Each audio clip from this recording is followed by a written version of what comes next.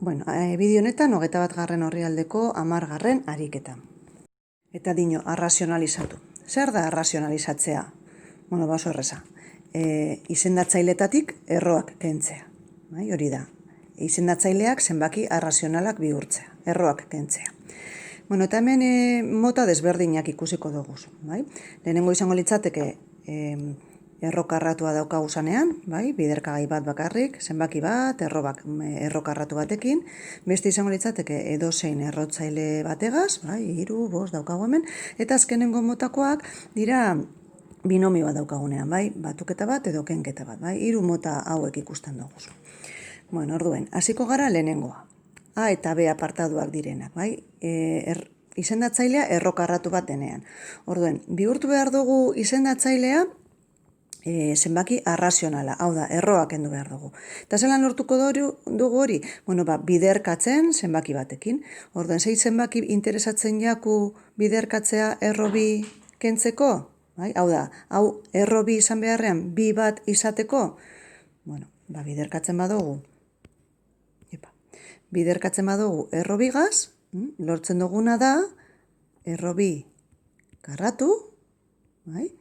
Edo azken baten, bi. Karo, zer gertatzen da, biderkatzen badugu izendatzailea erro bigaz, zatikiaren emaitza aldatzen dela. Beraz, egin behar duguna da, erro baliokide bategaz. Osa, erro baliokide bat lortu.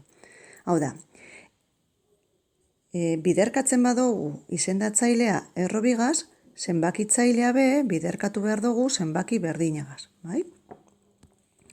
Orduen, erro bi, zati erro bi. Bale, zenbakitzailean daukaguna beraz da, 5 erro bi. Bai? 5 erro bi. Eta hau da emaitza. Bigarrena. Bueno, erro 7 daukagu izendatzailean. Goian naiz eta beste erro bat egon, berdin jaku, arrazionalizatzeko. Beraz, egaz biderkatu behar dugu, erro 7gaz. Bai goian, bai bean, bai zenbakitzailean, bai izendatzailean. Bale. Izendatzailean, erro 7 bider erro 7, badakigu dala, erro 7, berbi, eta 7. Eta zenbakitzailean daukaguna da, erro 5 bider erro 7. Kasu honetan, errotzaileak berdinak direnez, biderkatu daikeguz, erro berdinean, beraz, 5 bider 7, 35. Eta hau da emaitza. Bale. Urrengo motatakoak.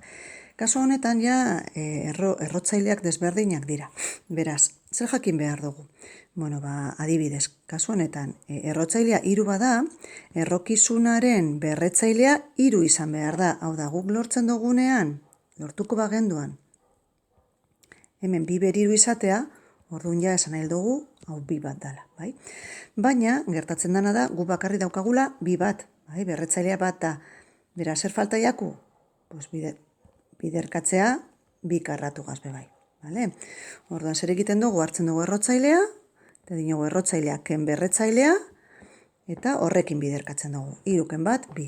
Beraz, 3 erro, bi berbigaz. 3 erro, bi berbigaz. Bai zenbakitzailean eta bai izendatzailean, beti. Vale? Erro baliokideak lortzeko.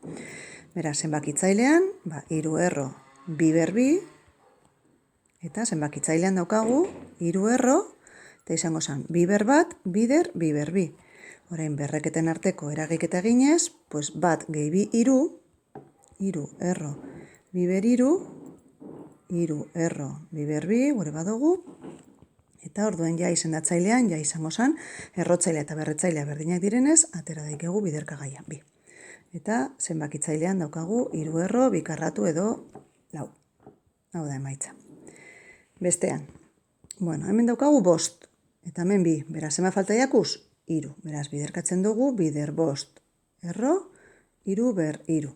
Bai izendatzailean, bai zenbakitzailean. Beraz, biderkatzen dugu, bi bider 5, erro, 3 ber 3, eta izendatzailean daukagu, 5 erro, sartzen dugu, dana, erro berdinen, errotzailea berdina dalako, bai.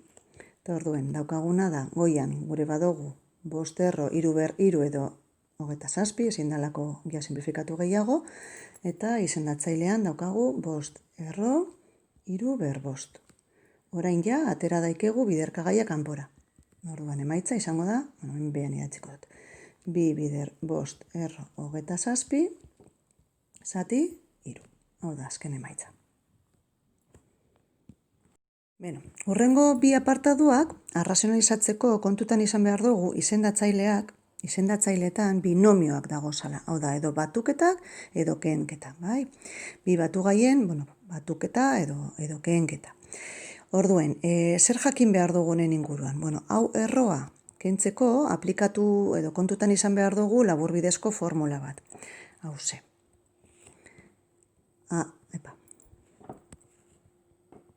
A gehi B bider aken B, dala, A karratu, ken B karratu. Zergaitik egiten dugu edo aplikatu behar dugu formula hau?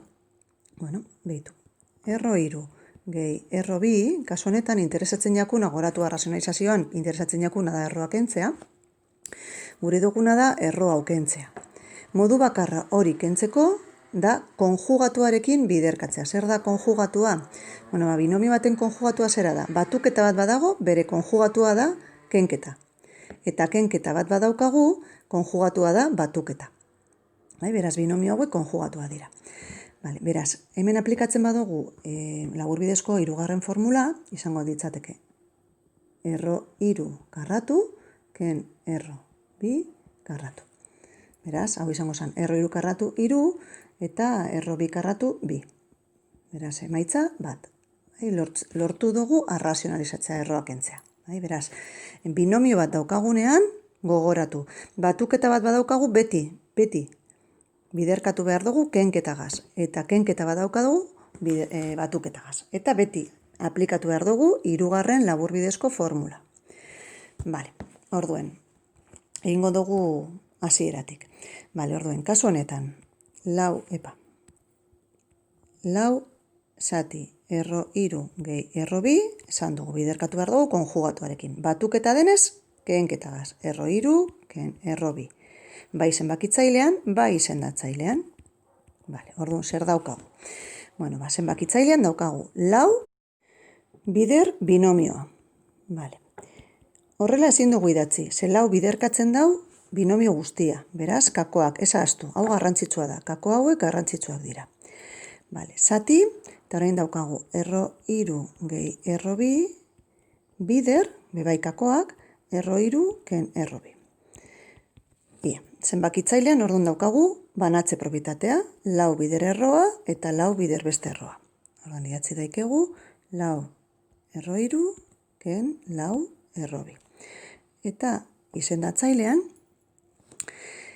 konturatu behar gara, daukaguna dala laburbidezko formula. Batuketa bider kenketa, beraz, erro iru karratu, ken erro bi karratu. Garatzen badugu, lehen egin dugun bezala, bada iru ken bi, edo bat. Beraz, daukaguna da, zenbakitzailean daukaguna. Lau erro iru, ken lau erro bi. Kasu honetan ezin dugu ez egin, ze erroak ez dirantzekoak, beraz, horrela geratzen da. Horrela, edo lehen eukidugun bezala, lau bider binomio, erro iru, ken erro bi. Gero ikusiko dugu, ja zein interesatzen jakun gehiago. Bata, zein bestea, kasuaren arabera. Azkenengo apartadoa. Arrazionalizatu. Lehenengo, aztertu behar duguna da izendatzailea.